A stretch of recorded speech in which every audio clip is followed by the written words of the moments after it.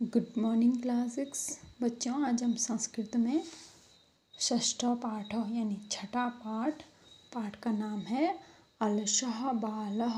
अलसः मतलब आलसी बालक। इस पाठ को पढ़ेंगे।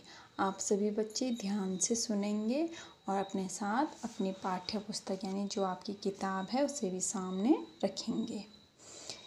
एकः अलसः बालक आसीत्। एक मतलब एक, अलसः मतलब आलसी, बालक मतलब बालक, आसीत् मतलब था। एक आलसी बालक था।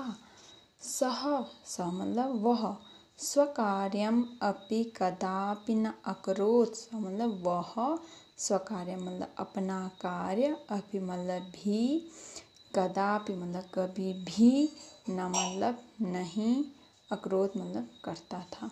वह अपना कार्य भी कभी नहीं करता था।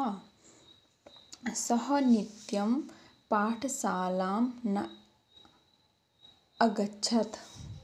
वह नित्य मतलब सदैव रोज पाठशाला यानी विद्यालय नहीं अगच्छत मतलब जाता था।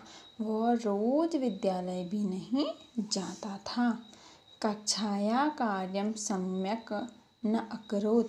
कक्षा का कार्य भी सम्यक मतलब सही ढंग से नहीं अकरोत मतलब करता था। अपना जो उनके टीचर जो क्लास में काम देते थे उसको भी अच्छे ढंग से नहीं करता था। सह एकदा अचिंत्यत। सह मतलब यहाँ पे है उसने। वैसे सह का अर्थ होता है वह। यहाँ पे है सह का अर्थ कहीं कहीं जगह पे उसने भी हो जाता है। तो यहाँ पे है उसने एकदा मतलब एक बार, अचिंत्यत मतलब सोचा। उसने एक बार सोचा। अद्य अहम विद्यालयं न गमिष्यामि। अद्य मतलब आज, अहम मतलब मैं, विद्यालय मतलब विद्यालय, न मतलब नहीं, गमिष्यामि मतलब जाऊंगा। आज मैं विद्यालय नहीं जाऊंगा। उद्यानम गत्वा। उद्यान में जाकर, उद्यान यानी बगीचे में जाकर के, कंदुकेन बॉल से, बॉल यानी गेंद, कंदुकेन का अर्थ होता है गेंद, गेंद से पक्षी भी, पक्षियों के साथ, सह मतलब साथ, क्रीडिष्यामि मतलब खेलूंगा। मैं बगीचे में जाकर गेंद से पक्षियों के साथ खेलूंगा। ततः सः उद्यानम अगच्छत्। इसके बाद वह उद्यान में गया। उद्यान मतलब बगीचा। इसके बाद वह बगीचे में गया। उद्याने एकः अपि जनः न आसीत्। उद्यान में एक भी जनः मतलब व्यक्ति नहीं था। शाखायां सः एकं काकम अपश्यत। शाखा पर उसने एक मतलब एक, काकम मतलब कौवा, अपश्यत मतलब देखा। उसने पेड़ की शाखा पर एक कौवा देखा। बालकः अवदत्। बालक अवदत् मतलब बोला। बालक ने उस कौवे से कहा, क्या कहा? हे काकः, हे कौवे, आगच्छ आओ, मया सह क्रीड, मेरे साथ खेलो। क्या कहा उसने? हे कौवे आओ और मेरे साथ खेलो। इति मतलब ऐसा, ऐसा कहा उसने। काक अवदत्। कौवा बोला। क्या बोला? भो बालक। हे, भो मतलब हे, बालक मतलब बालक। हे बालक, इदानीम, इदानीम मतलब इस समय, प्रातः वेला अस्ति।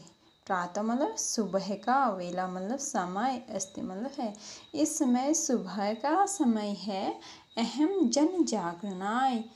अहम मतलब मैं, जन जागरणाय मतलब लोगों के जगाने के लिए, गच्छामि मतलब जा रहा हूँ। मैं इस समय लोगों को जगाने के लिए जा रहा हूँ। मम बहु कार्यम अस्ति। मम मतलब मेरे, भो मतलब बहुत से, कार्य मतलब कार्य, अस्ति मतलब है, मेरे बहुत से कार्य है। अवकाश नास्ति, अवकाश नहीं है, यानी मेरे पास समय नहीं है, मुझे बिल्कुल भी छुट्टी नहीं है, टाइम नहीं है, मेरे पास तो बहुत काम है, मुझे तो समय ही नहीं है। त्वम एव क्रीड, तुम ही, क्रीड मतलब खेलो, इति मतलब ऐसा, ऐसा कहा किसने, कौवे ने कहा कि यह तो क्या है, सुबह का समय है, सुबह के समय तो मैं क्या करता हूँ, लोगों को जगाने का काम करता हूँ, और मैं क्या कर रहा हूँ, लोगों को जगाने के लिए जा रहा हूँ, मेरे पास तो बहुत काम है, मुझे बिल्कुल भी अवकाश नहीं है, तुम ही खेलो। ततः स उद्याने कपोतान अपश्यात, ततः मतलब इसके पश्चात, स मतलब उसने, उद्याने उद्यान में, कपोतान, कपोत मतलब कबूतर को, अपश्यत मतलब देखा, इसके पश्चात उसने उद्यान में एक कबूतर को देखा। सह तान अकथयत, उसने उससे कहा, किसने, बालक ने कबूतर से कहा, भो मित्राणि आगच्छत क्रीडामः, हे मित्र, भो मतलब हे, मित्राणि मतलब मित्र, आगच्छत मतलब आओ, क्रीडामः मतलब खेलते हैं, हे मित्र आओ हम दोनों खेलते हैं। एकः कपोतो अवदत्, एक कपोत मतलब कबूतर, अवदत् मतलब बोला, एक कबूतर बोला, अधुना वयं भोजनाय क्षेत्रं गच्छामः, अधुना मतलब आज, वयं मतलब हम सब, भोजनाय मतलब भोजन के लिए, क्षेत्र मतलब खेत में, गच्छामो मतलब जा रहे हैं, आज हम सभी भोजन के लिए खेत में जा रहे हैं। शोभनां वेलां वयं न यापयिष्यामि, हम अच्छे समय को हम सब यापयिष्यामि मतलब व्यतीत नहीं करते हैं, मतलब हम समय का क्या नहीं करते हैं, बर्बाद नहीं करते, हम सही समय का दुरुपयोग नहीं करते हैं। ततः सः बालकः एकं भ्रमरम् अपश्यत्, उसके बाद उस बालक ने एक भ्रमर मतलब भौरा, अपश्यत मतलब देखा, इसके बाद क्या, बालक ने एक भौरा देखा। तम अवदत्, उससे बोला, कौन बोला, ये बालक इस भ्रमर से बोला, क्या बोला, अरे भ्रमर, हे भ्रमर, तुम सदा मकरंदम पानम करोसि, तुम मतलब तुम, सदा मतलब सदैव, मकरंद मतलब फूल के रस को कहते हैं मकरंद, फूल के रस का पानम मतलब पान, करोसि मतलब करते हो। आपने देखा होगा भौरा हमेशा फूल पे चिपकता रहता है, क्यों जाता है वो फूल के पास, क्योंकि फूल के जो रस होता है उसको लेने के लिए, तो इसलिए वो कह रहा है, हे भौरा, तुम तो सदैव मकरंद यानी पुष्प के रस को, फूल के रस का पान करते हो। इदानीं मया सह क्रीड, इदानीं मतलब इस समय, मया मतलब मेरे, सह मतलब साथ, इस समय मेरे साथ, क्रीड मतलब खेलो। भ्रमरः अकथयत्, भौरा बोला, यदि अहं त्वया सह क्रीडामि तर्हि कदा परागं ग्रहीष्यामि, यदि अहम मतलब मैं, त्वया मतलब तुम्हारे साथ, क्रीडा मतलब खेलता हूँ, तर्हि तो, कदा परागम ग्रहीष्यामि तो कदा मतलब कब, पराग मतलब फूलों के पराग को, ग्रहीष्यामि मतलब ग्रहण करूँगा, तो यदि मैं तुम्हारे साथ खेल लूँगा तो मैं जो फूल का पराग होगा उसका इकट्ठा कब करूँगा। त्वम अन्येन सह क्रीड, तुम अन्य के साथ खेलो। एवं पिपीलिका अपि एतत् एव उत्तरम अयच्छत्, एवं इसी प्रकार पिपीलिका मतलब चींटी ने भी, एतत् यह ही, ए मतलब ही, उत्तरम मतलब उत्तर, अयच्छत् मतलब दिया। अब उस बालक ने चींटी को पूछा होगा, चींटी ने भी यही उत्तर दिया कि मैं तो काम कर रही हूँ, तुम किसी और के साथ खेलो। ततः सः आलसः बालः अचिन्त्य, इसके पश्चात वह आलसी बालक अचिंत्यत मतलब सोचता है। इसके बाद उस आलसी बालक ने सोचा, क्या सोचा? अस्मिन् संसारे खगा मृगा कीटः अपि अलसा न सन्ति। क्या कहा इसने? अस्मिन मतलब इस संसारे मतलब संसार में, खगा खगा मतलब पक्षी, मृगा मृग, यहाँ पे मृग का मतलब पशु भी हो सकता है। कीटा मतलब कीट पतंग, जिसे हम कहते हैं कीड़े कीट। कोई भी अलसा मतलब आलसी, ना संति नहीं आलसी नहीं है, संति मतलब हैं। अहम एव मैं ही किमर्थम अलसा भवामि, मैं ही क्यों, किमर्थम मतलब क्यों, आलसा आलसी, भवामि मतलब हो रहा हूँ, मैं ही क्यों आलसी बन रहा हूँ। इति ऐसा।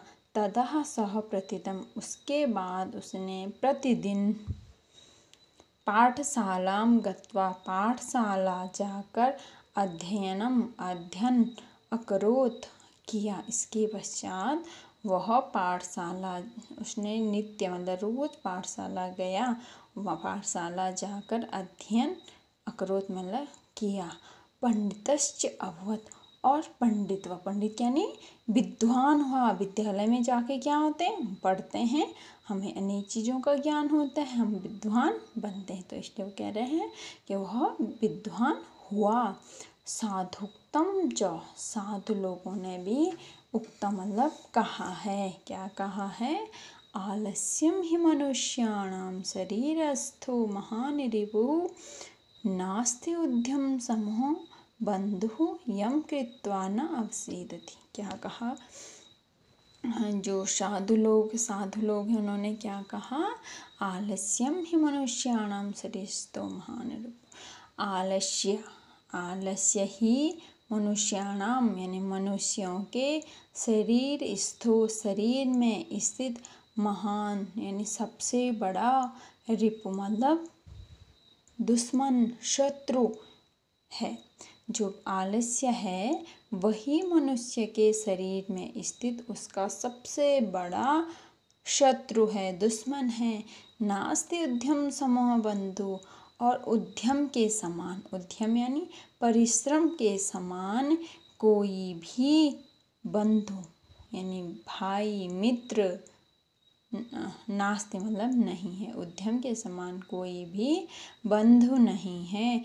यम कृत्वा न अवसीदति, यम मतलब जिसको करके, किसको करके? उद्यम यानी मेहनत को करके, कृत्वा मतलब करके, न अवसीदति मतलब दुखी, वह दुखी नहीं होता है। यानी कि जो व्यक्ति परिश्रम करता है, मेहनत करता है, वह क्या कभी भी दुखी नहीं होता है। तो ये बहुत अच्छी कहानी थी। उम्मीद है आपको पसंद आई होगी।